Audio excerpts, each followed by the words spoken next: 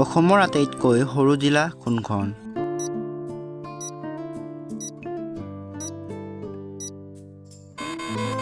ইয়াৰ শুদ্ধ উত্তৰটো হৈছে অপশ্যন নম্বৰ এ দক্ষিণ হালমাৰা মানকাছাৰ।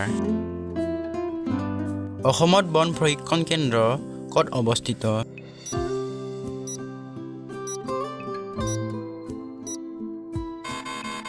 শুদ্ধ উত্তৰটো হ'ব অপশ্যন নম্বৰ বি মাকুমত।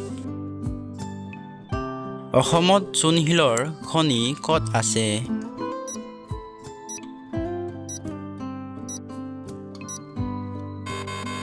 ইয়াৰ শুদ্ধ উত্তৰটো হ'ব অপশ্যন নম্বৰ চি অসমত কাৰ্বি আংলং জিলাত চূণশিলৰ খনি আছে।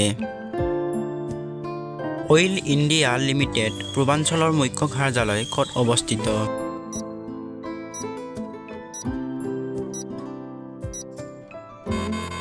শুদ্ধ উত্তৰটো হ'ব অপশ্যন নম্বৰ এ দুলীয়াজানত।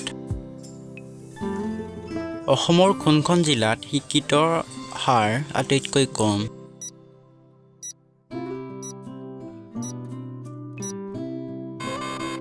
ইয়াৰ শুদ্ধ উত্তৰটো হৈছে অপশ্যন নম্বৰ চি অসমৰ ধুবুৰী জিলাত শিক্ষিতৰ হাৰ আটাইতকৈ কম।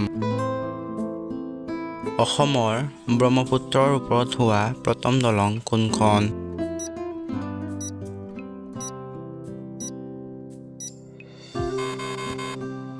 শুদ্ধ উত্তৰ অপশ্যন নম্বৰ এ শৰাইঘাট দলং।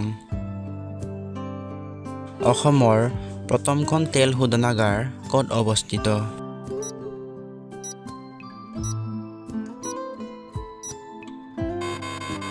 শুদ্ধ উত্তৰটো হ'ব অপশ্যন নম্বৰ বি ডিগবৈ। অসমৰ মৰাপাট কল ক'ত অৱস্থিত?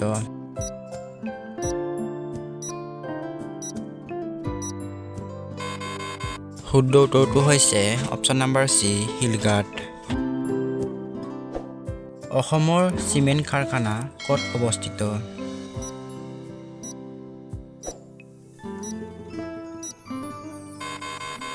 শুদ্ধ উত্তৰটো হৈছে অপশ্যন নম্বৰ এ বোকাজান। অসমৰ একমাত্ৰ পশু চিকিৎসা মহাবিদ্যালয় ক'ত অৱস্থিত?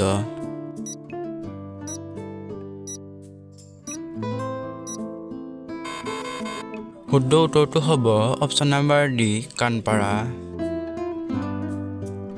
পৃথিৱীৰ দ্বিতীয় ডাঙৰ চাহ নিলাম কেন্দ্ৰ ক'ত অৱস্থিত?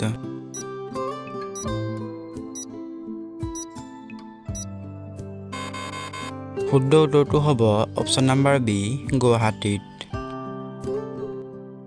অসম ৰাজ্যখন কেতিয়া গঠন হৈছিল?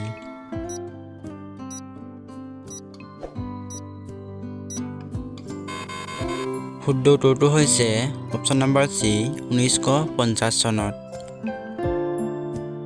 অসমৰ ৰাজধানী কেতিয়া দিছপুৰ কৰা হৈছিল?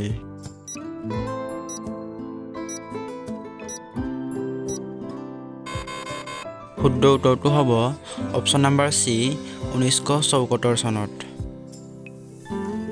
অসমৰ আটাইতকৈ ডাঙৰ ৰাষ্ট্ৰীয় উদ্যান কোনখন?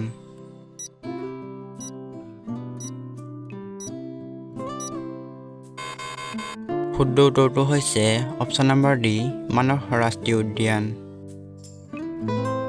ব্ৰহ্মপুত্ৰ নদীৰ দৈৰ্ঘ্য কিমান?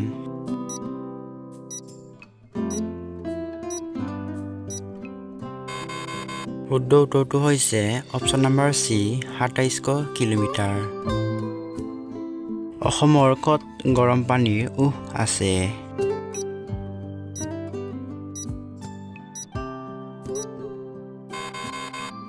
ইয়াৰ শুদ্ধ উত্তৰটো হৈছে অপশ্যন নম্বৰ বি গোলাঘাট জিলাত। অসমৰ ক'ত হাতীৰ দাঁতৰ বস্তু তৈয়াৰ কৰা হয়?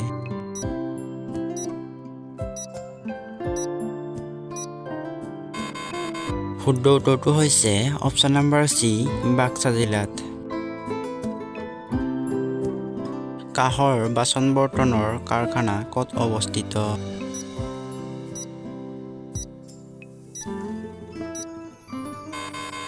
শুদ্ধ উত্তৰটো হৈছে অপশ্যন নম্বৰ বি শুৱালকুছি জিলাত।